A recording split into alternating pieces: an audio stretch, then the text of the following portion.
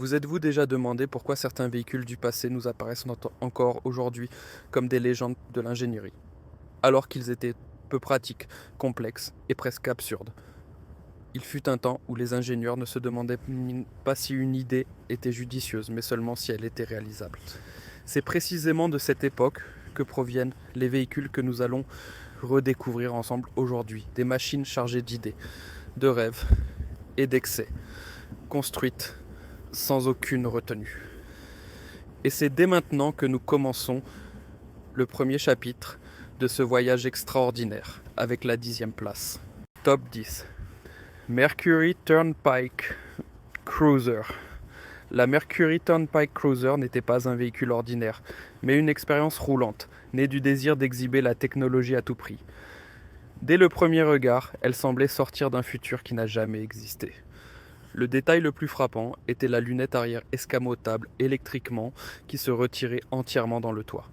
Une solution dont personne ne pouvait vraiment expliquer l'utilité, mais qui était techniquement si complexe qu'elle se composait de dizaines de moteurs, de câbles et d'interrupteurs.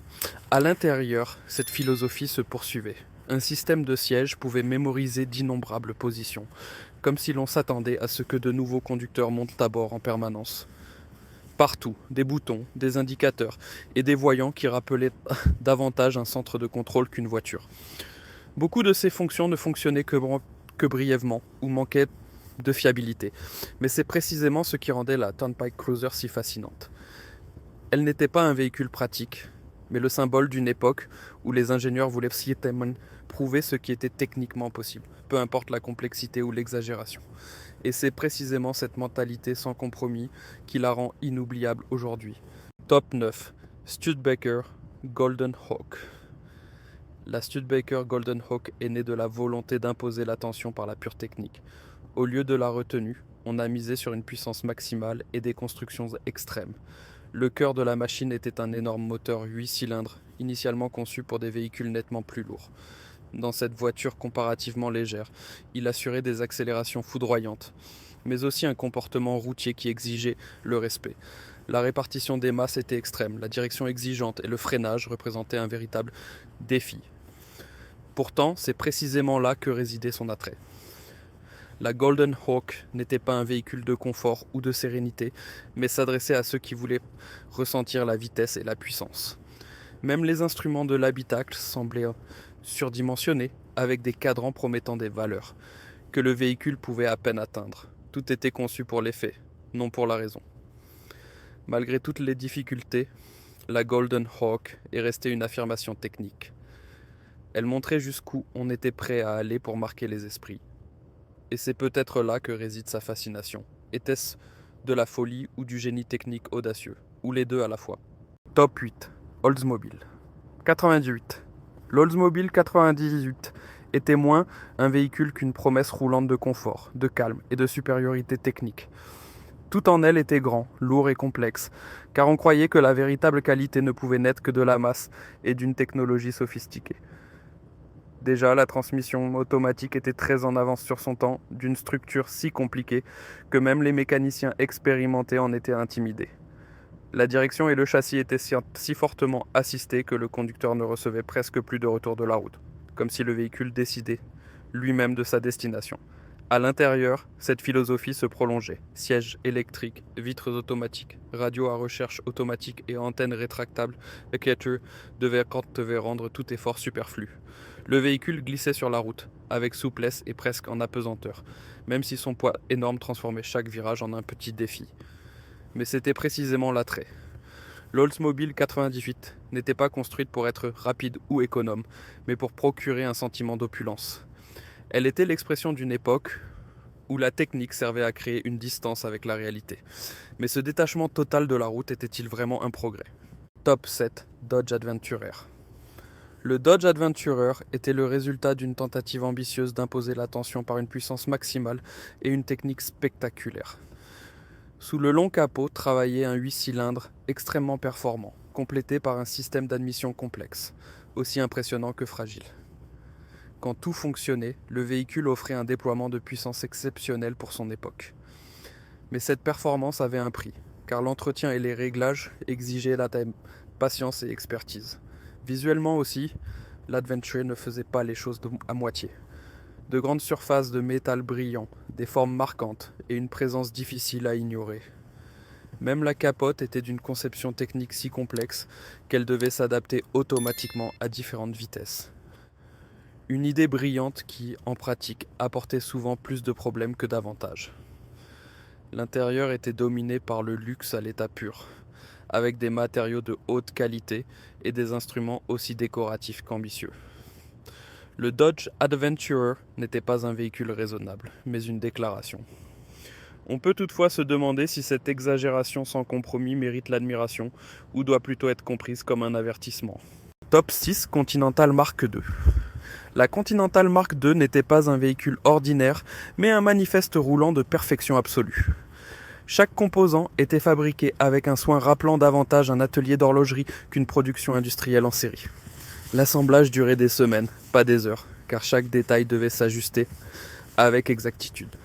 Le bois, le cuir et le métal n'étaient pas simplement installés, mais soigneusement sélectionnés, vérifiés et harmonisés, comme si le véhicule était conçu pour l'éternité.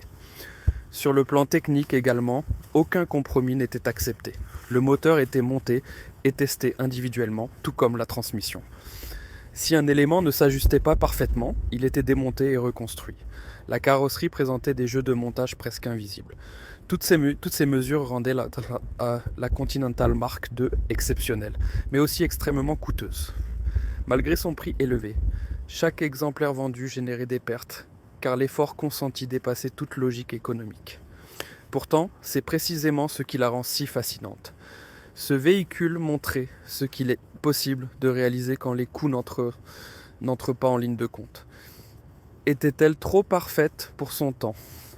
Ou la perfection véritable est-elle toujours une erreur économique ? Top 5 Ford Thunderbird, première génération. La première Ford Thunderbird n'était pas une voiture de sport, mais une rupture délibérée avec ce concept. Au lieu de la légèreté et de la simplicité, on a misé sur le confort, la technique et des détails luxueux dont personne n'avait réellement besoin, mais que tout le monde admirait. Sièges électriques, direction assistée, assistance au freinage et instruments sophistiqués faisaient partie de l'équipement de base, rendant le véhicule plus lourd, plus complexe et en même temps plus désirable. Les fenêtres caractéristiques dans le toit amovible, qui rappelaient davantage un navire qu'une automobile, étaient particulièrement frappantes. Plus tard, une roue de secours montée à l'extérieur fut même ajoutée, non pour des raisons pratiques, mais pour donner au véhicule une allure plus longue et plus imposante. À chaque évolution, ce n'était pas seulement la puissance qui augmentait, mais aussi la complexité technique. Même les sièges pouvaient mémoriser des réglages, une fonction offrant plus de mécanique que d'utilité réelle. La Thunderbird n'était pas un véhicule de raison, mais d'art de vivre. Elle voulait montrer que le confort et l'opulence pouvaient être plus importants que l'efficacité. Est-ce précisément cela qui la rend si légendaire aujourd'hui ?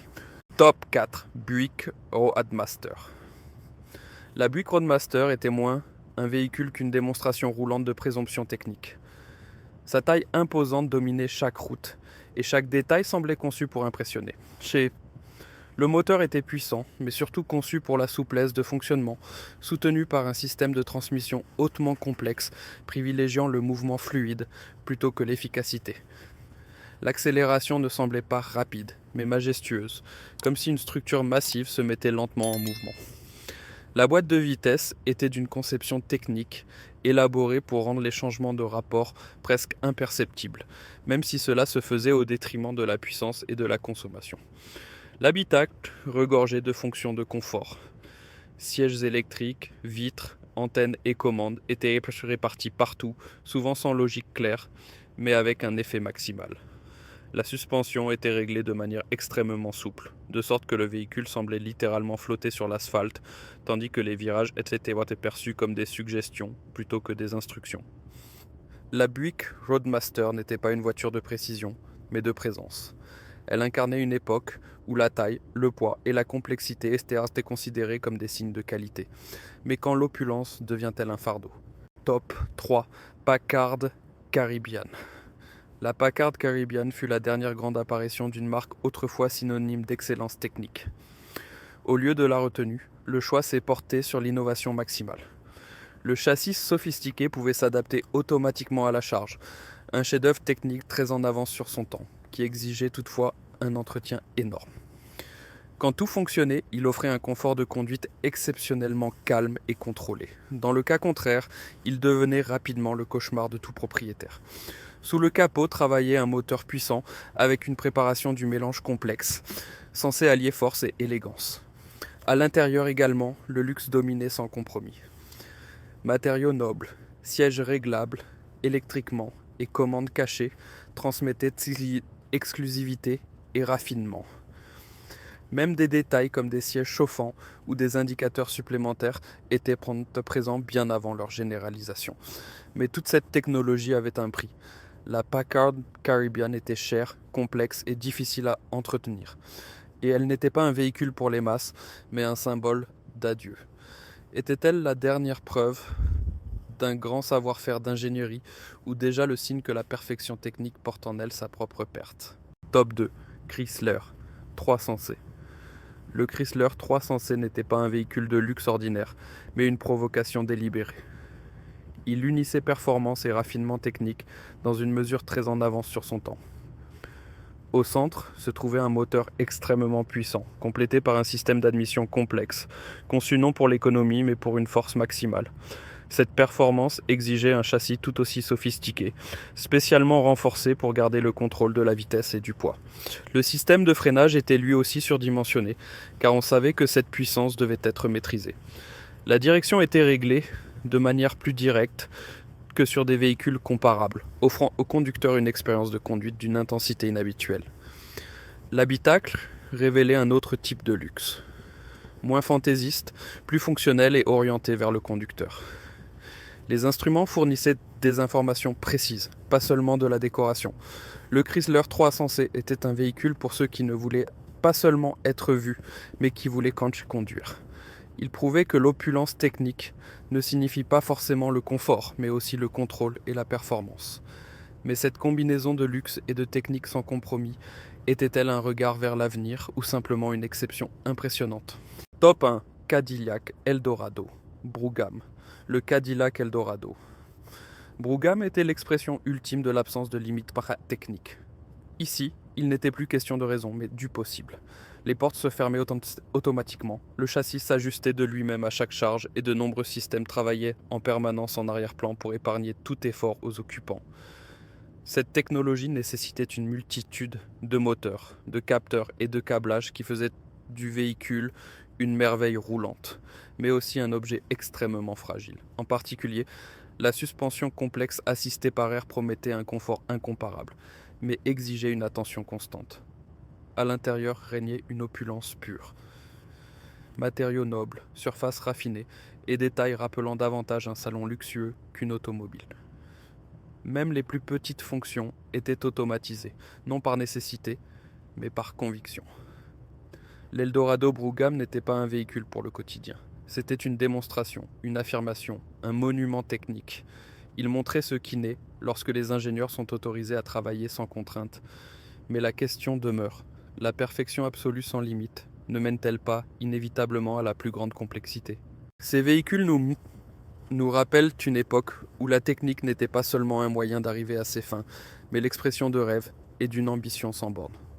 Certaines de ces idées étaient brillantes, d'autres simplement excessives, mais toutes ont laissé des traces. Si vous avez apprécié ce voyage dans une ère d'ingénierie sans compromis, soutenez la chaîne avec un j'aime et abonnez-vous pour d'autres histoires pleines de nostalgie, de technique et de passion. Laquelle de ces machines vous a le plus impressionné?